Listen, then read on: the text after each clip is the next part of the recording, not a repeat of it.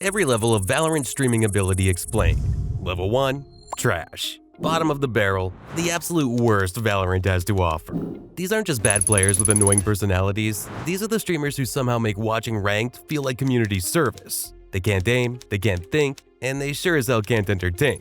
But what makes them truly insufferable is how they drag everyone else down with them. Look at Shazam. Dude went from Masters champion to the most hated man in Valorant, and honestly, he's earned every bit of it. Recently got threatened by gambling organizations after exposing match fixing. But before you start feeling bad for him, remember this is the same guy who's been stirring up drama for years. And don't even get me started on his gameplay. For someone who won an international tournament, watching him stream ranked is painful. Whiffs basic shots, blames his team constantly, and has the game sense of a Bronze 2 player. The threats he received were absolutely wrong and inexcusable, but let's be real, this man has made a career out of being the villain, and now he's acting shocked when people actually hate him. Then you have WestJet. Oh boy, WestJet. This Russian-born content creator peaked with a night market video and has been chasing that high ever since by making the most toxic, garbage takes imaginable. His entire brand is built on hating other creators, specifically obsessing over Shazam to a genuinely disturbing degree. We're talking 3 years of dedicated harassment videos. The dude pivoted from Valorant tips to full-blown political commentary and drama farming, and somehow got worse at both. When your biggest claim to fame is being a professional hater, you've already lost. So yeah, level 1 is where good vibes go to die. Level 2, bad. Unlike level 1, you can get away with playing level 2 streams in public without your friends questioning your life choices. These streamers might even have a decent moment here and there. But make no mistake, their abilities are severely limited. Most of the level 2 streamers are one-trick ponies who found their lane and refuse to leave it. They stick to one agent, one playstyle, or one gimmick because the moment they try something different, their mediocrity gets exposed. Take Jols. This man has built an entire career around being the educational Sova coach, charging people ridiculous money for gameplay reviews that boil down to just aim better, bro. Watching his coaching sessions is like watching someone get scammed in real time. He'll look at a silver player's clip and drop profound wisdom like, "You should have cleared that angle."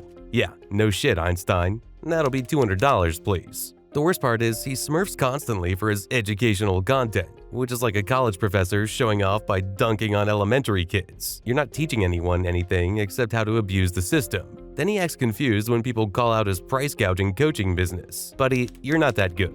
Then there's Ethos, who somehow convinced people he's a legitimate content creator by making the same ranking every skin video 47 different times. His content formula is simpler than baby food.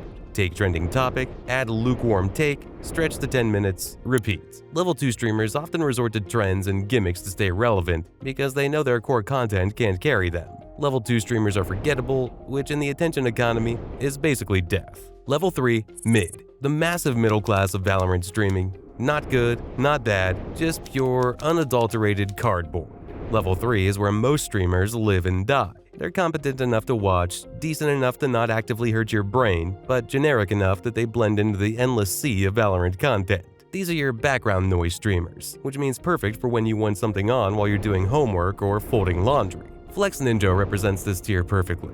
Solid mechanics, okay personality, but absolutely zero distinguishing features. He plays ranked, reacts to clips, and streams consistently, but if you ask me to describe what makes him different from any other immortal, radiant streamer, I'd come up empty. He's like vanilla ice cream. Inoffensive, technically ice cream, but why would you choose this when cookie dough exists? Curry is also in this tier. Same deal, good player, seems like a nice enough dude, makes decent content, but there's nothing that makes you think, I need to watch Curry specifically. His educational streams are helpful, his gameplay is clean, but it all feels so safe, so calculated, like he's following a how to be a mid-tier streamer manual step by step. But the weird thing about mid is that it's become corporate. Riot loves these streamers because they're safe, non-controversial, and appeal to the widest possible audience. They're perfect for sponsorship deals and official events because they'll never say anything that could cause drama or hurt the brand. Level 3 is the comfort zone. Level 4, okay, elevated mid. Time to start making some people mad. Level 4 is packed with elevated mid, streamers who casual fans swear are underrated gems, but anyone who actually watches Valorant regularly knows the truth. They're decent, that's it, just decent. What separates level 4 from regular mid is that these streamers can occasionally do something impressive. Maybe they'll hit a nasty flick, or drop some genuine game knowledge, or have a moment of actual entertainment value. And because of those rare highlights, they built reputations as being better than they actually are. Subroza fits here. The man has built an entire brand around being the underrated smart player who doesn't get the respect he deserves. His fans will tell you he's got incredible game sense and tactical understanding. And you know what? Sometimes they're right. Subroza can read situations well and make some genuinely smart plays. But strip away the occasional big brain moment, and what do you have? A streamer who's been about to blow up for 3 years straight. And unfortunately, Kaede is also here. Now, before you start typing angry comments, let me be clear, Kaede seems like a genuinely good person. She's supportive of the scene, positive with her community, and brings good energy to everything she does. But we're ranking streaming ability here, not personality.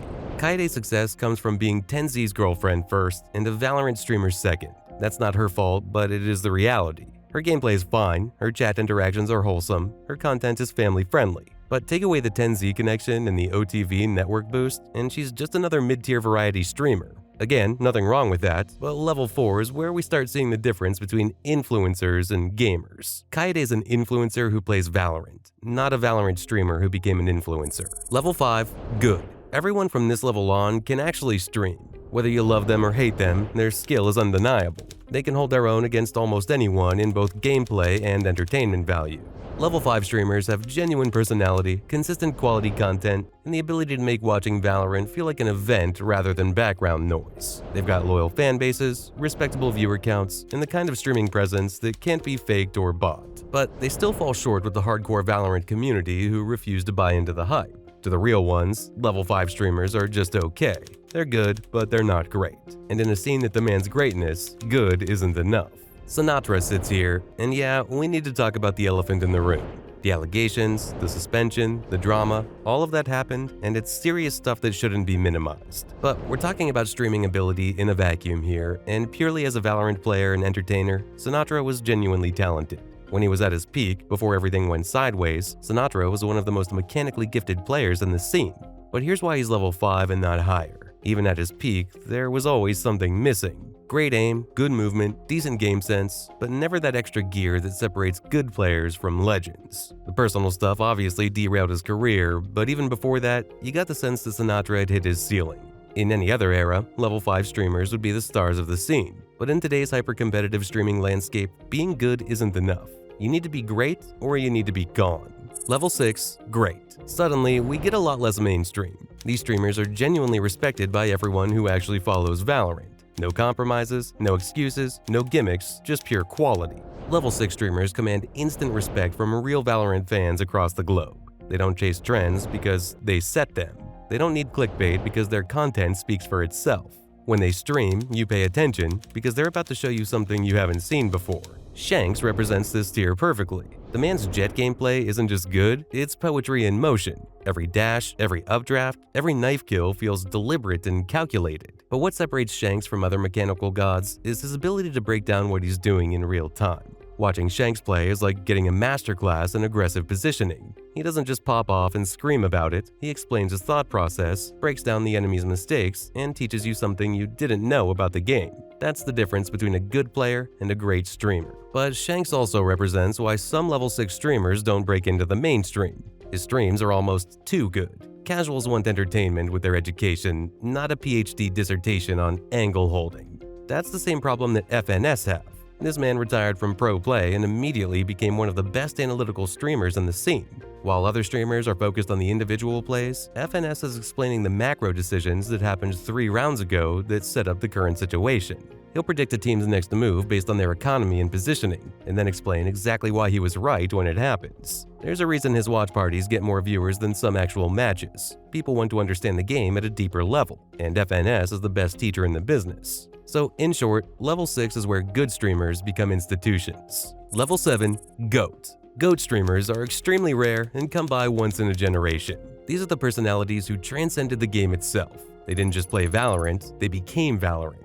They have the ability to do everything at an elite level. They can frag, they can entertain, they can educate, they can carry the most boring match and make it appointment viewing. They're good in ranked, they're good with pros, they're good in official events, they're good everywhere. They're masters at their craft. They sound completely unique, and their personalities are instantly recognizable to the point where nobody can really copy them even if they try their hardest. There's only one of each, and when they're gone, they can't be replaced. TenZ sits at the throne of this tier, and I need you guys to understand, I know hating TenZ is cool now because he's mainstream and popular and everyone loves an underdog story, but here's the thing, he's just the best, and it's not really close. This man became the face of Valorant. When casual gamers think of the game, they think of TenZ. When Riot needs someone to showcase new content, they call TenZ. When other players want to measure their skill, they compare themselves to TenZ.